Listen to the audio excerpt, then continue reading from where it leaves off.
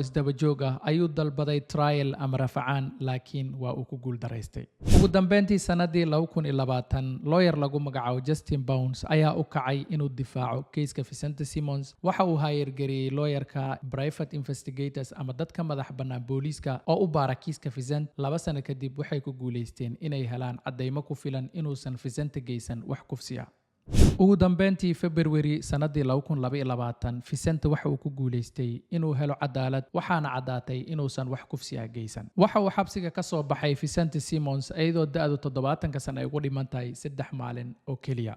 Waxa uu xabsiga ku soo qaatay 44 sano oo cimrigiisa ka mid ah asigoonan lahayn wax dembi ah. 3 maalin kadib markii uu xabsiga ka soo baxay Vicente waxa uu u dabaaldegay da'da 70 sano asagoo xurriyad haysta ama free ah. ka waran haddii arin noocaas oo kale uu ku qabsan lahaa maxaa samayn lahayd commentiga aniga gabdhaha u dhameyn lahaa